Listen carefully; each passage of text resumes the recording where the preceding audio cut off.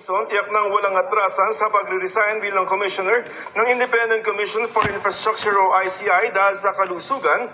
Si Commissioner Rosana Fajardo tikom ang bibig kung magbibitiw nga sa pwesto, bagay na binanggit ni Baguio Mayor Benjamin Magalong. Last day na po ni Com Singson today. Si Com Fajardo ba? Anong pasabi sa inyo? No comment muna. Ito na ang huling araw na magpapatawag ng mga resource person ang Independent Commission for Infrastructure o ICI. Hindi naman tumugon sa sapina ng ICI si dating DPWH Undersecretary Catalina Cabral. Si Cabral ang umano'y nasa likod ng mga allocable o mga pondong inilaan para sa mga mababatas sa budget ng DPWH. Kumarap sa pagdinig si AGA Party List Representative Nicanor Briones na itinuro ng mag-asawang Diskaya na humingi umano ng 10 hanggang 25% ng komisyon. Pinagbigyan ng komisyon ang hiling niyang executive session. Why would you have flood control project pag sa party list niyo? Why would you have that? Okay. Nasabi naman po niya lahat na siya ay walang kinalaman at wala siyang alam sa lahat ng mga naging aligasyon laban sa kanya. Ito ay lahat-lahat. Party list siya, kailangan talaga niya ng flood control? Wala po siyang flood control projects. As in never? Wala po. Pumayag naman sa live stream ang mga opisyal ng Department of Budget and Management o DBM.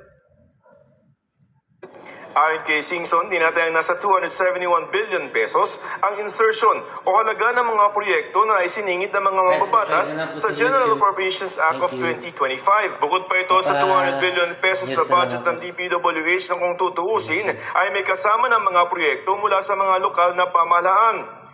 Kaya para kay Singson, bakit hindi na lamang magsumite ng proyekto ang mga lokal na pamahalaan sa National Expenditure Program pa lamang o yung budget na isinusumite ng Pangulo sa Kongreso para rin nasasala ito ng mga Regional Development Council, bagay na sinang aligunan ng DBM. Ang problema, binigyan mo na ng allocation, ginalaw pa yung NEP. Nagdagdag pa. Nagdagdag pa. Sobra-sobra na yun. Kaya tayo nang kaganito. Better limit sa net than magdagdag pa sa legis. I guess. Para sa GMA Integrated News, Joseph Morong, nakatutok 24 oras. Chika Minute na mga kapuso, maghahatid ng buwan naman ng chika ngayong Lunes. Walang iba kundi si mukha ng batis ng katotohanan sa Encantadia Chronicle Sangre, si Ashley Rivera. Ashley? Thank you, Miss Mel, and good evening, mga kapuso! Wiser and more careful na raw ngayon si Carla Abellana pagdating sa usapang love life matapos ang kanyang engagement announcement. Sa kabila niyan, si Carla may espesyal na nilulook forward ngayong Disyembre. Makichika kay Aubrey Carampel. Just recently, inamin na ni Kapuso star Carla Abellana na engaged na siya sa kanyang non-showbiz fiancé. Matagal nang sinasabi ni Carla na gusto niyang maging private ang kanyang love life, kaya mas maingat siya kung ano lang ang kanyang ipinupost. Sa dami na ng mga naging experiences ko, mga pinagdaanan ko, of course, more mindful, mas wise, mas careful, marami nang natutunan, and in a way, mas protective na of whatever I have left and whatever I currently have. I don't know. Nang tanungin namin kung may espesyal siyang nilulook forward this December. Marami namang special na magaganap this December. Unang-una, Pasko. Christmas is my favorite time of the year. It's something that I look forward to as early as January. Maniwala man kayo. September 1 pa lang po, may Christmas tree na po ako sa bahay. Mga ganung bagay po. Excited na rin si Carla na mapanood ng fans ang kanyang pinagbibidahang Metro Manila Film Festival entry na Shake, Rattle and Roll, Evil Origins. Kasama ni Carla sa movie si ex-PBB housemate Ashley Ortega na puno rin ng pasasalamat ang puso sa dami ng blessings na natanggap niya ngayong taon.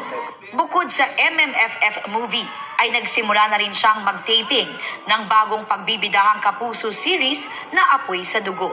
This year has been a great year for me. So I feel like I want to end the year with working also with the people who loves me sa show. Gusto ko talaga ending the year with a lot of blessings as well. So trabaho talaga yung goal ko this year. Busy rin with work ngayong December ang co-star rin nila sa pelikula na si Sparkle star Isabel Ortega. Kaya nga raw, looking forward siyang makabawi sa kanyang pamilya after Christmas. Kasi work mode tayo ngayong Pasko. Magka-holiday naman kami ng family ko sa Hong Kong. Okay. Yes, so first time ko mag-New Year out of the country. So sobrang excited ako for that. Kasama rin sa movie ang iba pang kapuso at Sparkle stars na sina Manilyn Reynes, Dustin Yu, Althea Ablan at Matt Lozano. Aubrey Carampel, updated sa showbiz happenings. Susunod, driver ng pickup na nanakit ng nakaalitang nagkakariton sa kalsada. Pinagpapaliwanag ng LTO. Medical assistance to indigent and financially incapacitated patients na panukalang pondohan ng 51 billion pesos kinwestiyon dahil tila pork barrel. Maliliit at malalaking kahilingan. Bit-bit na mga deboto ngayong unang simbang gabi. Tutukan lahat ng yan sa pagpapatuloy ng 24 oras.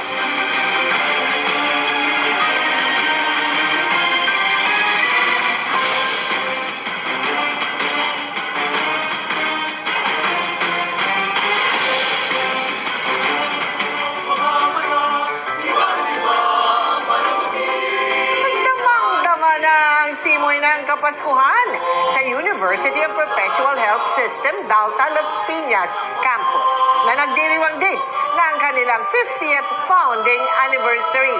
May handog din na awiting pamasko ang kanilang Perpetual Chorale.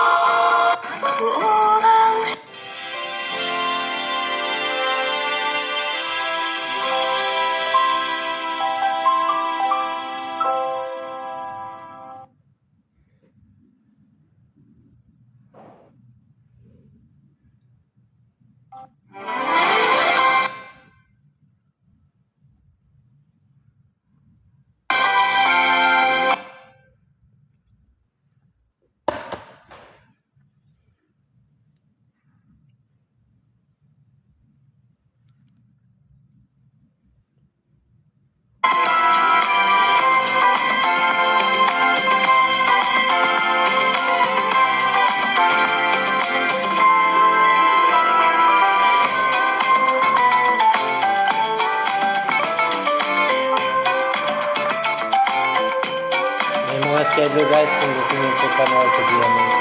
Magkakadya, hanggang... Buo nga ako ng GMA Newsroom. Saksing kabahagi ng 75 taon na pagseserbisyong totoo. 7 dekadang nagdaan. Kasama ninyong humubog ng kasaysayan. Tapat sa panata. Mapatrahedya man o tagumpay. Kasama ninyo.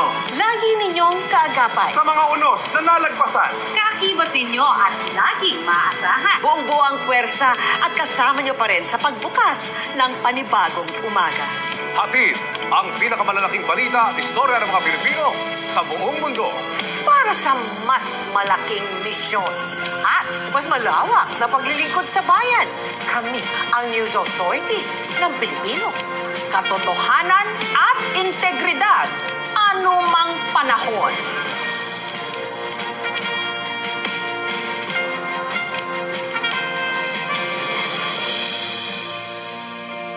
Dobleng karangalan ang natanggap ng GMA Integrated News sa 47th Catholic Mass Media Awards. Itinanghal na Best News Program ang Saksi at Best Digital Ad. For Public Service naman ang Panata kontra Fake News. Nagpapasalamat din kami sa special citations for TV and print.